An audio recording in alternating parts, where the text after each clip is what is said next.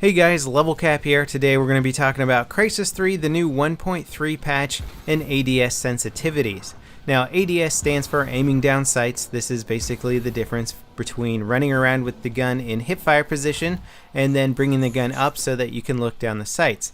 Now, in almost all shooters, you have two different sensitivities for each of those. When you aim down sights, generally the sensitivity becomes lower than your hipfire sensitivity, and it gives you a little bit more precision, especially when aiming at further away targets. It's also great for trying to get headshots and that sort of thing.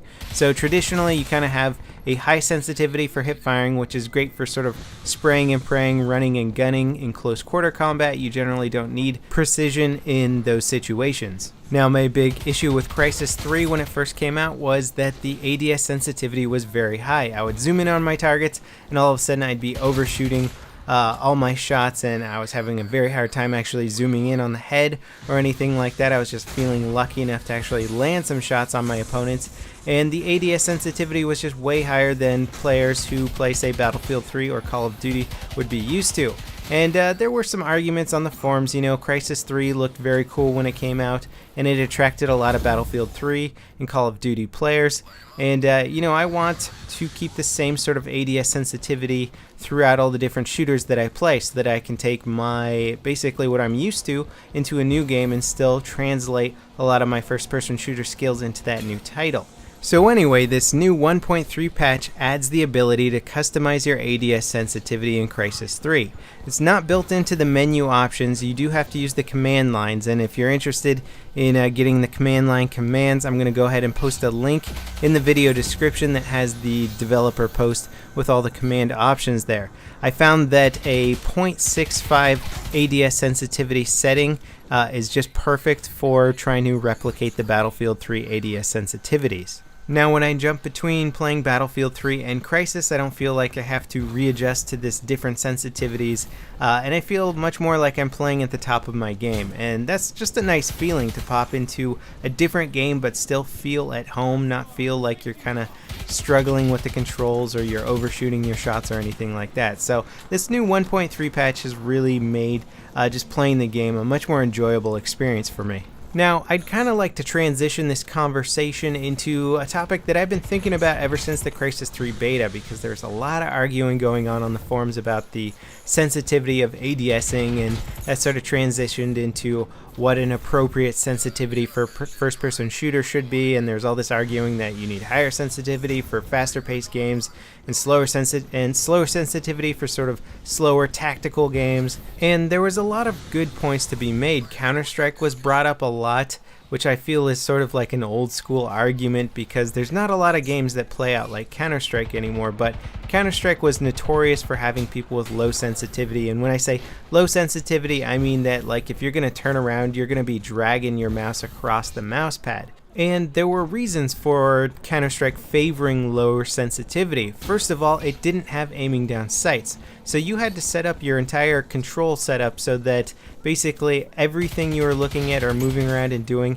you were running at a sensitivity that was basically slow enough that allowed you to aim for the head. Counter-Strike is very important for getting those headshots to take your opponent down before they take you down. Now, on top of that, in Counter-Strike, you often knew where your opponents were, at least at the high level of play. Sound was a big deal in Counter-Strike. Footsteps were very loud in the game, so you could usually tell where your opponents were.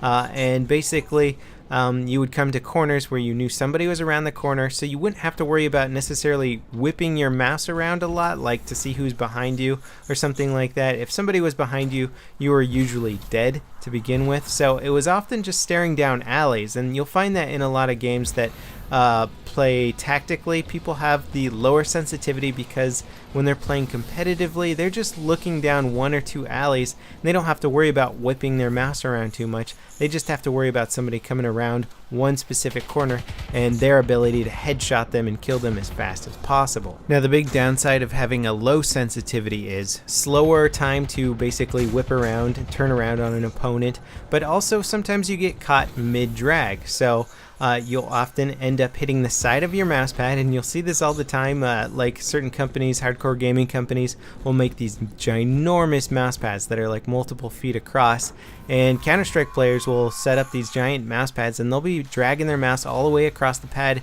because basically it's a death sentence if you get caught at the edge of your mouse pad and you have to lift up that mouse and drag it back to the center there so that you can start aiming once again. So that's something that you don't want to run into, and it's very common with low sensitivity shooters. And you'll find it a lot in shooters that don't have ADS mechanics. So you only have one sensitivity, so you have to kind of have that one sensitivity be a lower sensitivity. So basically all of your movement is low sensitivity. You'll end up hitting the edge of your mouse pad a lot more. This is something why I like dual sensitivity shooters that have that ADS mechanic. So you have your slow sensitivity for ADSing, your fast sensitivity for hip firing. It allows you to just navigate and move around without using up your whole mouse pad and just being in a state of readiness to engage any situation. It's actually the reason why I didn't go back to Counter-Strike when the new version came out. A lot of people were excited about this coming out because Counter-Strike has been known for its big impact on the competitive world of first-person shooter gaming, and that's sort of exciting to me, but it's also a very old school game. It didn't really evolve, and a lot of other shooters evolved to have all these cool new mechanics in there which I think are better, but Counter-Strike decided to stay true to the old ways, which I know a lot of hardcore old school gamers like, but I honestly think that there is some real rhyme and reason to having a dual sensitivity shooter. It gives you more tools to work with, you have multiple sensitivities to work with, and you can generally avoid the edge of the mouse pad problem, which is a big deal for competitive shooters. Now, in trying to figure out what kind of sensitivity will work best for you, that's a bit more of a complicated process. Everybody has their own little comfort zones, but I think there are some good rules for trying to pick out sensitivities, especially based on what kind of shooter you're playing. Two of the main things you might want to think about are the pacing of the game, how fast people are moving, are you moving while you're shooting at the same time, and also the time to kill. How many bullets is it going to take to drop your opponent? So basically what you want to know is how long are you going to have to keep your crosshair on your opponent before they're going to die. Games like Call of Duty and Battlefield have a very short time to kill compared to most other shooters, so you don't need to keep your crosshair on your target for that long of a time. And also in games like Battlefield, people often stop to ADS at you, making them pretty easy targets to sort of zoom in on and just keep your bullets on target. So the time to kill is very fast.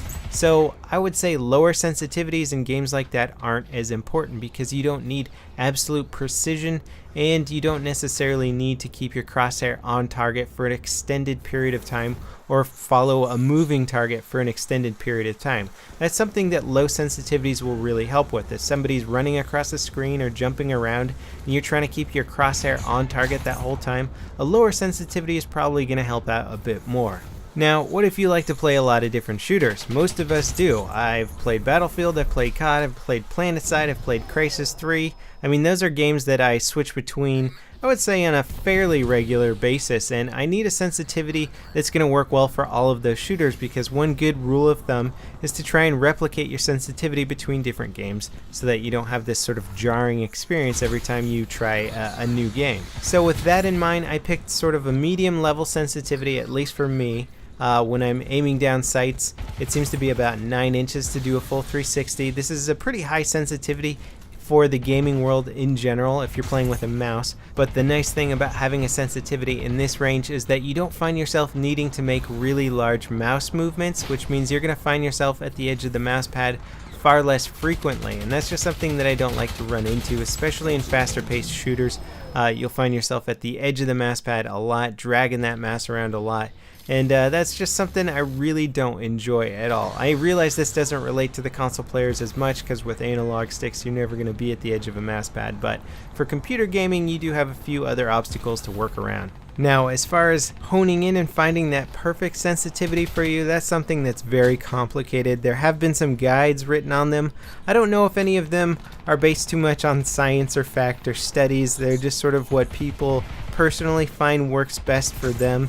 So I've been playing shooters for so long that I've tried a lot of different sensitivities. The one I'm at right now I feel is the most consistent for me, and that's something that you really have to look into, is your consistent gameplay. Do you ever join in a round, have an awesome round one time, and then join in again and just feel like you're missing your shots a lot? That could be because you're playing at a sensitivity that just isn't appropriate for you. So you might want to play around with that a bit more until you find something that you just feel much more consistent with.